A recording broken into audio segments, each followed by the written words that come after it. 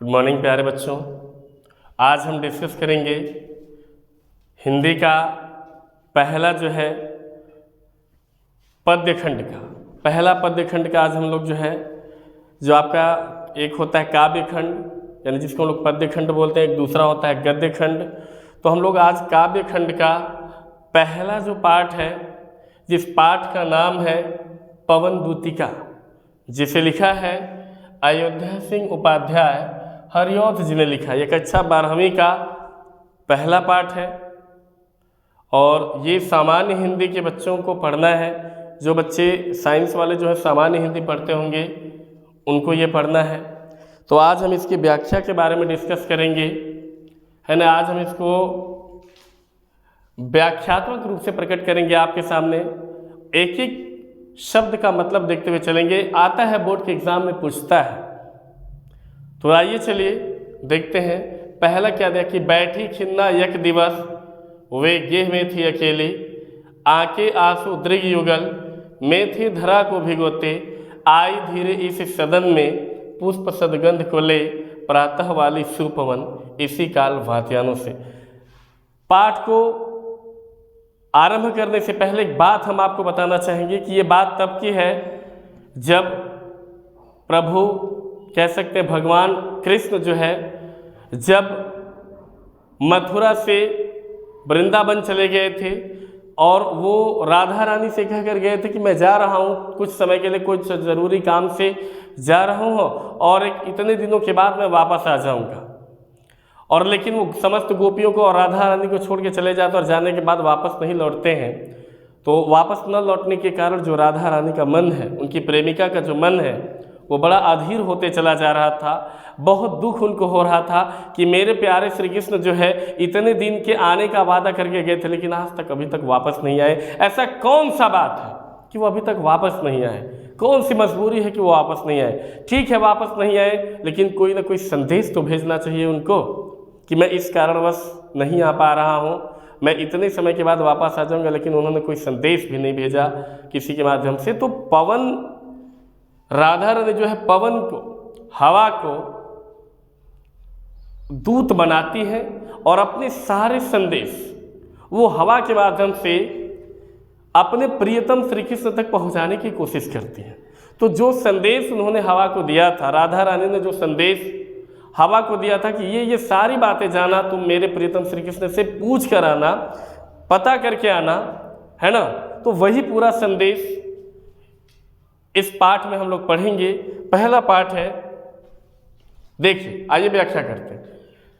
बैठी खिन्ना एक दिवस, वे गेह में थी अकेली, आके आंसू दृग युगल में थे धरा को भिगोते, आई धीरे इस सदन में पुष्प सदगंध को ले, प्रातः वाली सुपवन इसी काल वातियानों से।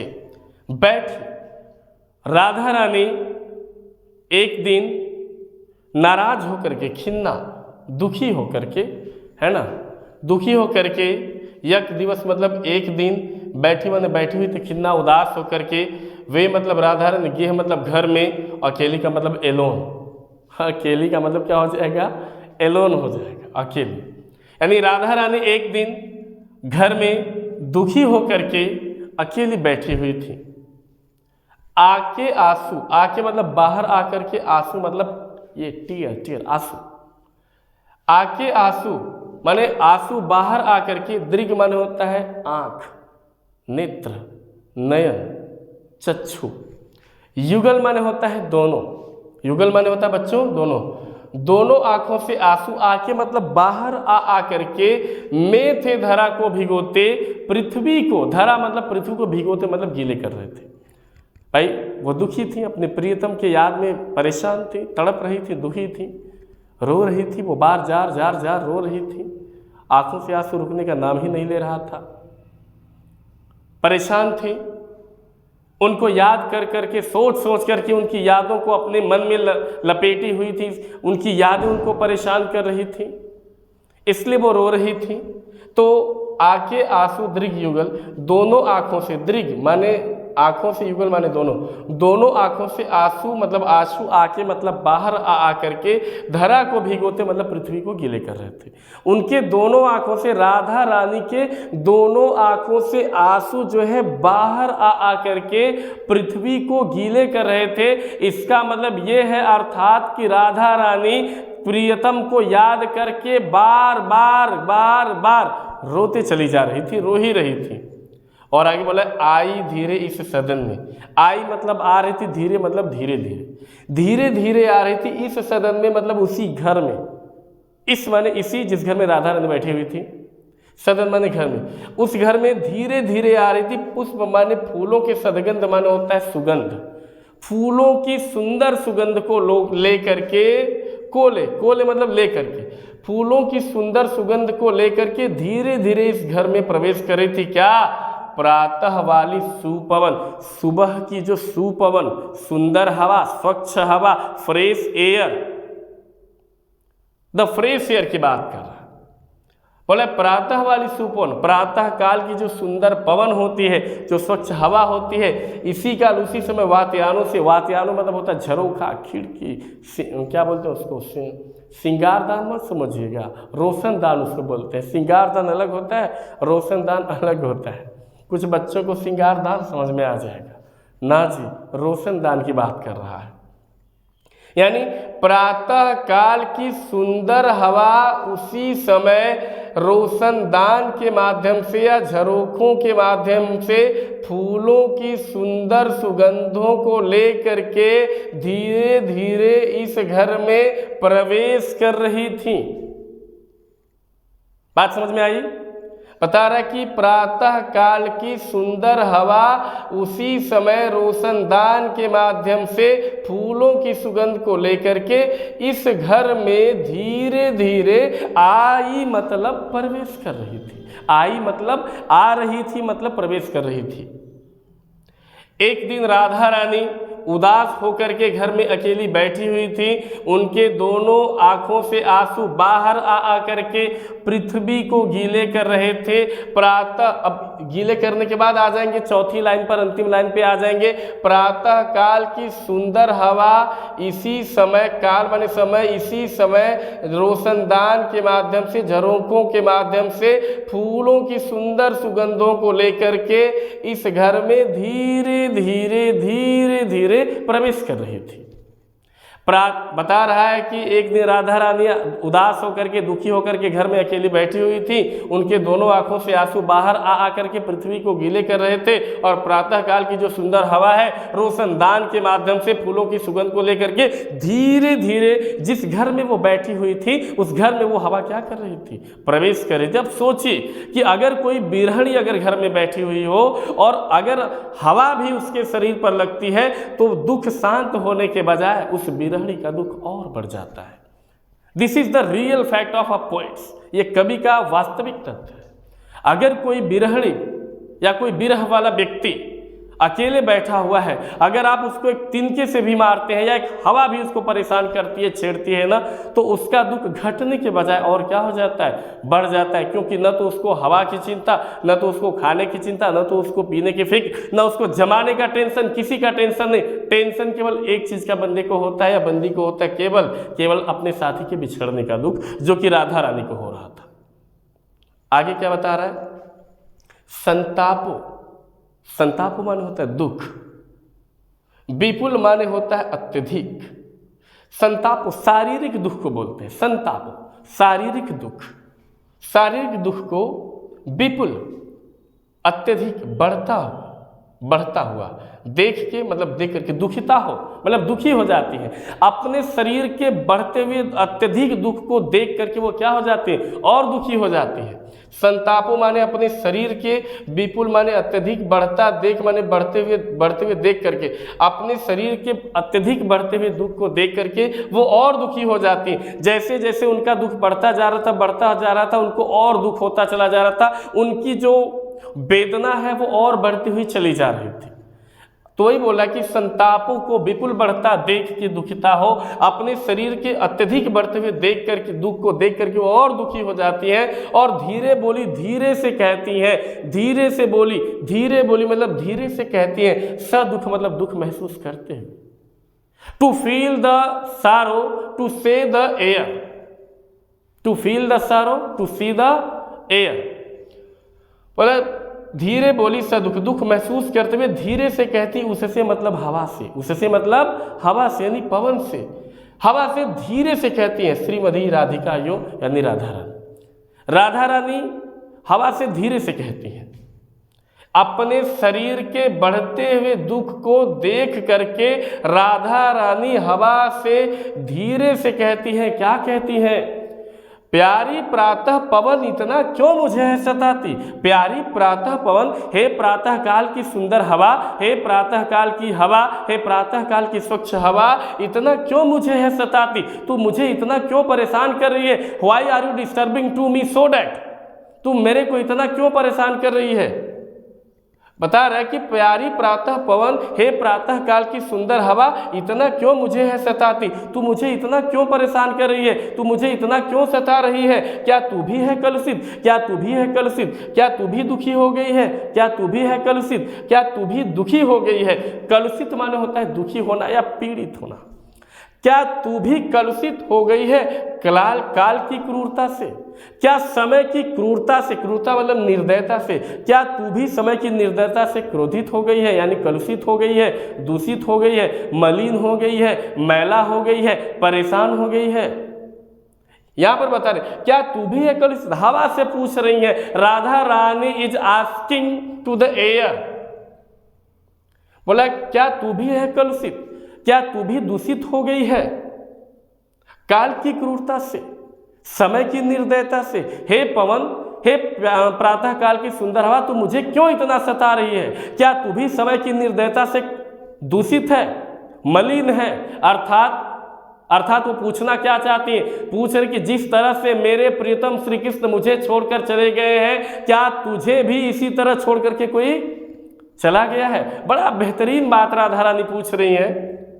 वो पूछ रही कि प्यारी प्रातः पवन इतना क्यों मुझे सताती, हे प्रातः काल की सुंदर हवा, तू मुझे इतना क्यों परेशान कर रही है? क्या तू भी समय की क्रूरता से पीड़ित है, कलुषित है, मलिन है, मैला है हो गई है? अर्थात जिस तरह से मेरे प्रियतम श्री कृष्ण मुझे छोड़कर चले गए हैं, क्या तुझे भी कोई छोड़कर चला गया है? वो पूछ रही है।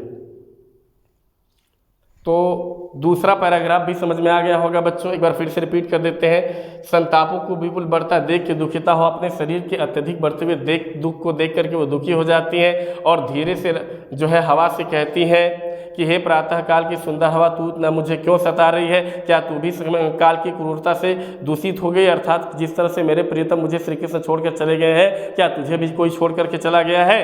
अब उसके बाद वो पूछते हैं, हवा जाने को तैयार हो जाती है, लेकिन समस्या ये है कि हवा तो उनके प्रियतम श्री कृष्ण को जानती ही नहीं है कि वो दिखते कैसे हैं, उनको पहचानेगी कैसे? वो हवा पहचानेगी कैसे, कैसे समझ पाएगी कि यही श्री कृष्ण है? तो पहचान बता रही है कि अगर ऐसा ऐसा फिगर दिखेगा ना तो समझ जाना he is our Shri Krishna, he is my Shri Krishna, he is dear Shri Krishna. Dear मैं इसलिए बोल रहा हूँ ना क्योंकि वो गोपियों के भी थे, वो मेरे भी थे, मतलब मेरा नहीं, श्री कृष्ण के, मतलब वो जो है राधा रानी के, उनके भी प्रेमी थे, गोपियों के भी प्रेमी थे, समस्त ग्वाल बालों के भी प्रेमी थे, सब लोग उनको प्रेम करते थे, इसलिए उनके लिए कुछ भी प्रयोग किया जा सकता है।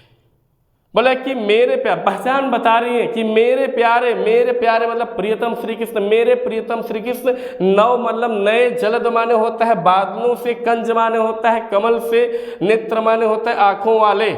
मेरे प्रियतम नए बादलों से, नव जलद से मतलब नए बादलों के समान, नए बादल जैसे चमकते हैं ना, एकदम तेज होता है। जस्ट हिज फोरहेड, उनके मस्तक पर तेज होगा, उनका ललाट एक अलग तरीके से चमक रहा होगा, ये बात बता। मेरे प्रियतम नव जलद से, कंज से नेत्र वाले, मेरे प्रियतम नव जलद से, नए बादलों के समान, कंज से, कमल जैसे आँखों वाले, कमल, कंज से, कंज माने कमल होता है। मेरे प्रियतम श्री कृष्ण नए बादलों के समान, कमल जैसे नेत्रों वाले, जाके आए न मधुवन, वो मथुरा जाकर के अभी तक वापस नहीं आए, वो अभी तक वापस नहीं आए। He did not come to Mathura after going to, जाने के बाद वो अभी तक वापस नहीं आए। जाके आए न मधुवन, वो मधुवन जाके अभी तक वापस न आए, और न भेजा संदेशा, और नहीं अभी तक कोई संदेशा ही भेजा है, उन्होंने मैसेज ही नहीं भेजा है। आज का मानो, आज की अगर लोगों की बारे में बात करें तो बाहर जाके कमा रहे हैं, लेकिन लप से व्हाट्सएप पर मैसेज कर दे रहे हैं, तुरंत टिरिंग से बच जाता है, तुरंत व्हाट्सएप बंदा खोल के देख लेता है, हाँ फलनवा मैसेज भेजा है। लेकिन पहले के ज़माने में अगर कोई कहीं चल जाता था ना, तो जब तक वापस नहीं आता तब तक उसके न जीने मरने की खबर ही नहीं पता चल पाती थी। अब तो ज़माना बड़ा एडवांस हो गया है, अब तो एक धाए से तुरंत व्हाट्सएप पर मैसेज, नहीं व्हाट्सएप पर फेसबुक है, फेसबुक पर से पूरा जो है दुनिया जुड़ा हुआ है, कहीं से मैसेज आ सकता है। तो बट वहाँ पर उस समय ऐसा कोई लॉजिकल जो है फैक्ट नहीं था, उस समय कोई ऐसा इंस्ट्रूमेंट नहीं बना हुआ था कि ताकि वो मैसेज राधा रानी को कर सकें। आगे बता रहा है कि जाके आए न मधुवन, और न भेजा संदेशा, मधुवन जाकर के वो अभी तक वापस नहीं आए और नहीं कोई संदेश भेजा है। मैं रो रो करके प्रिय विरह मतलब अपने प्रियतम के विरह माने विरह में, दुख में बावली हो गई हूँ। मैं रो रो करके अपने प्रियतम के विरह से पागल हो गई हूँ। I am mad to feel the love of our lover. यहाँ पर बता रहे हैं, देखो बोल रहा है मैं रो रो के अपने प्रिय विरह से बावली हो रही हूँ, मैं अपने प्रियतम के विरह में रो रो करके पागल हो गई हूँ। बता रही है, पवन को बता रही है, जाके मेरी सब दुख कथा श्याम को तू सुना देना। हे पवन, जाके मेरी सब दुख कथा तू जाके मेरी, अर्थात राधा रानी करे, तू जाके मेरी मतलब मेरी सब दुख कथा, मेरे जो दुखों की कहानी है ना, मेरे जो दुख है, मेरे अंदर जो दुख है, मैं जो महसूस कर रही हूँ, उन सभी दुखों की कहानी श्याम को तू सुना देना, अर्थात मेरे प्रियतम श्री कृष्ण को तू क्या कर देना, सुना देना। बोल रही कि हे हवा, तू जा करके मेरे दुखों की जितनी भी कहानी है ना, मैं जो भी कहानियाँ तुमको बता रही, जो भी अपना दुख मैं तेरे को बता रही हूँ ना, तू जा करके मेरी सारे दुखों की कहानियाँ मेरे प्रियतम श्री कृष्ण अर्थात श्याम को तू क्या कर देना, सुना देना। मेरे हिसाब से तीसरा दोहा भी आपको समझ में आ गया होगा। ये तीसरा वाला जो पैराग्राफ है, कह सकते हैं स्टेंजा, ये भी समझ में आ गया होगा प्यारे बच्चों आप लोगों को। अब हवा जाने के लिए तैयार हो जाती है, वो बता रहे कि रास्ता बता रहे कि कैसे कैसे रास्ता होगा, तुझे मोहने की कोशिश करेंगे, वो रास्ते तुझे परेशान करने की कोशिश करेंगे, लेकिन हाँ तो रुकना नहीं, मेरे दुख को महसूस करते हुए मेरा संदेश मेरे प्रियतम तक, श्री कृष्ण तक तू पहुँचा करके आना।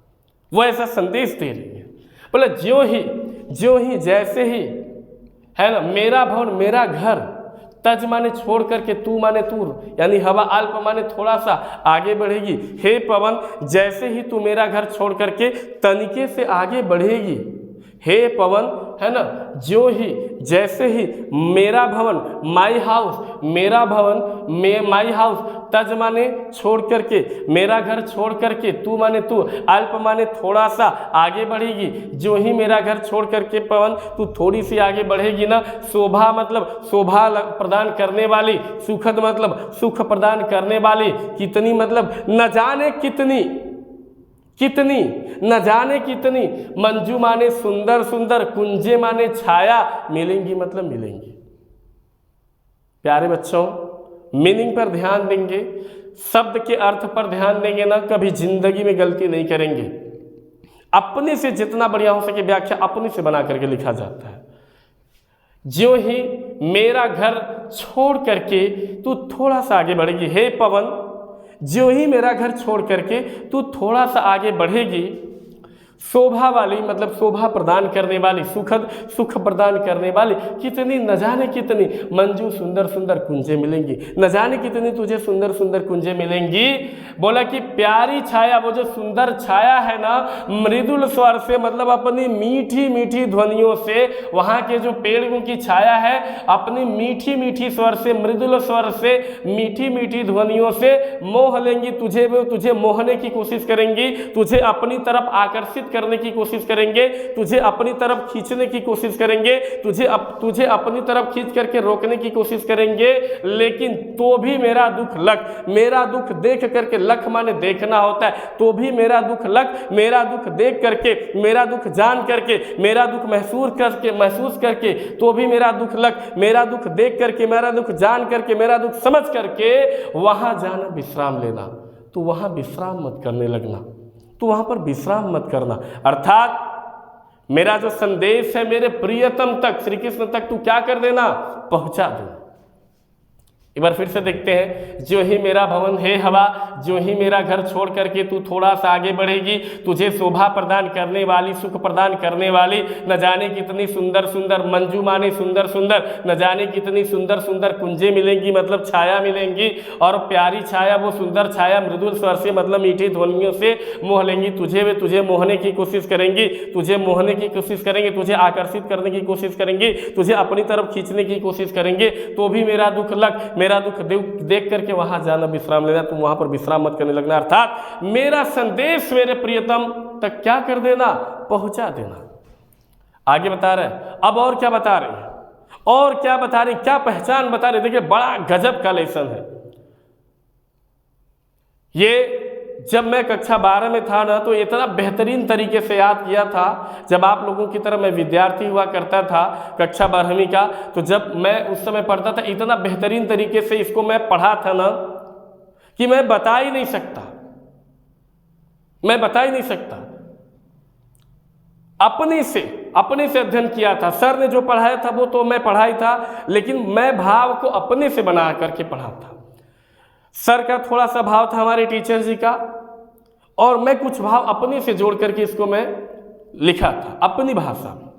तो आप भी अपनी भाषा में लिखें ना, कि जो एमडी सर बढ़ा रहे हैं आप वही लिखें, अपनी भाषा में बना करके आप लिखें। आगे बता रहे कि थोड़ा आगे, जैसे तू थोड़ा सा और आगे बढ़ेगी, सरस रव का, सरस माने होता है सरस रव का धाम, सरस रव का धाम का मतलब होता है वृंदावन धाम। तुझे वृंदावन धाम मिलेगा, सत पुष्प वाला मतलब सुंदर सुंदर फूलों वाला, सुंदर सुंदर सत पुष्प वाला, सुंदर सुंदर फूलों वाला, सुंदर सुंदर फूलों वाला, सत पुष्प वाला, सुंदर सुंदर फूलों वाला तुझे वृंदावन धाम मिलेगा। थोड़ा आगे, जैसे तू थोड़ा सा और आगे बढ़ेगी, सरस रव का धाम को सत पुष्प वाला, सुंदर सुंदर फूलों वाला तुझे वृंदावन धाम मिलेगा। अच्छे अच्छे सुंदर सुंदर, बहु मतलब बहुत सारे, द्रुम माने होता है डालियों पर, लतावान मतलब लताएं, सौंदर्यशाली मतलब सौंदर्य प्रदान करने वाले, यानी सौंदर्य प्रदान करने वाले, सुंदर सुंदर डालियों पर लताएं लगी होंगी, सुंदरता प्रदान करने वाले, सौंदर्य प्रदान करने वाले, सुंदर सुंदर बहुत सारे है ना डालियों पर लताएं लदी हुई मिलेंगी। सौंदर्यशाली, सौंदर्य प्रदान करने वाले, अच्छे अच्छे सुंदर सुंदर, बहुमाने बहुत सारे, ध्रुवमाने डालियों पर लतावान का मतलब लताएं लगी होंगी, सौंदर्य प्रदान करने वाले, सुंदर सुंदर बहुत सारे डालियों पर लताएं लदी होंगी। अब प्यारा वृंदा विपिन, प्यारा माने सुंदर सा वृंदा विपिन, वृंदावन की जंगल मिलेंगी, सुंदर सा वृंदावन की तुझे जंगल भी मिलेंगे। अब मन को मुग्धारी मिलेगा, मन को मोहने वाला होगा, मतलब सुंदर मन को मोहने वाला, मन को मोहने वाला सुंदर सा वृंदावन का जंगल भी तुझे उसी रास्ते में ही मिलेगा। मन को मोहने वाला सुंदर सा वृंदावन का जंगल भी मिलेगा। बोल रहा कि प्यारा माने सुंदर सा, वृंदा विपिन मतलब वृंदावन की जंगल, वृंदा मतलब वृंदावन, विपिन माने जंगल, मन को मुग्धारी, मन को मोहने वाला, मन को मोहने वाला सुंदर सा प्यारा सा वृंदावन का जंगल भी मिलेगा। आना जाना इस विपिन से हे हवा, तू इस जंगल से आना जाना, तू इस जंगल से आना जाना, बोला आना जाना इस विपिन से, तू इस जंगल से आना जाना, मुहायना न होना, अर्थात उस जंगल पर मोहित मत होना, आशिक मत हो जाना, उस जंगल से प्रेम मत कर लेना। मुहायना, मोहित होना मतलब प्रेम करना। आना जाना इस विपिन से, उस जंगल से आना जाना। मुहायना न होना अर्थात उस पर मोहित मत होना। अर्थात हे पवन, तू मेरा संदेश मेरे प्रियतम श्री कृष्ण के पास ले जाकर के क्या करना, पहुंचा देना। विनती कर रही हैं हवा से राधा रानी, क्या अपना संदेश किसके पास पहुंचाने के लिए, अपने प्रियतम कृष्ण जी के पास।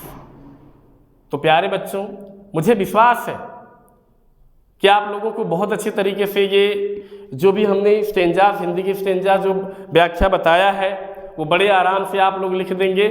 हमको नहीं लगता ना कि इतना आसान तरीके से कहीं भी आपको मिल पाएगा, मुझे नहीं लगता। तो आशा करते हैं कि आप लोगों को समझ में आ गया। एक चीज़ हमने छोड़ दिया बीच में, इसका संदर्भ मैंने नहीं बताया कि कैसे लिखेंगे। लिखेंगे प्रस्तुत पद्यांश हमारी पाठ्य पुस्तक हिंदी भाषा की पवन दूतिका नामक शीर्षक पाठ से लिया गया है। इसके रचयिता अयोध्या सिंह उपाध्याय हरिऔध जी हैं। प्रस्तुत काव्यखंड प्रस्तुत पद्यांश हमारी पाठ्य पुस्तक हिंदी भाषा की पवन दूतिका नामक शीर्षक पाठ से लिया गया है। इसके रचयिता अयोध्या सिंह उपाध्याय हरिऔध जी हैं। बात समझ में आ गई। प्रसंग क्या लिखेंगे, प्रसंग क्या लिखेंगे, लिखेंगे कि प्रस्तुत दोहे में कवि ने राधा रानी के वेदना को प्रकट किया है, दुख को प्रकट किया है। बात समझ में आ गई। तो हमें विश्वास है प्यारे बच्चों समझ में आ गया होगा, मुझे विश्वास है कि समझ में आ गया होगा, समझाने की ज़रूरत नहीं होगी। अब इस वीडियो को देखने के बाद कोई दूसरे वीडियो की ज़रूरत नहीं पड़ेगा। ये इस वीडियो का पार्ट 1 है। अब इसका जल्द ही पार्ट 2 हम आपके सामने लेकर के हाजिर होंगे। तब तक के लिए फिर वही लास्ट में जाते जाते कहेंगे, आप इस वीडियो को ज़्यादा से ज़्यादा क्या करें, लाइक करें, शेयर करें, और जितने भी आपके पास ग्रुप हैं उन सभी ग्रुप्स में शेयर कर दें। साथ ही साथ चैनल को सब्सक्राइब करके, है ना, bell icon all, notification all पे कर दें, ताकि जैसे ही हमारा वीडियो अपलोड होना है, हमारे चैनल से कोई भी वीडियो अपलोड हो, आप तुरंत धाए से क्या करें, आप उसको देख लें और देख के बढ़िया बढ़िया नंबर परीक्षा में क्या करें, ला दें। आज के लिए हम अपने बाड़ी को इसी जगह विराम देते हैं। कल मिलते हैं एक नए वीडियो में एक नए अंदाज के साथ। तब तक के लिए बाय, सी यू। बाद में मिलते हैं अगले वीडियो में।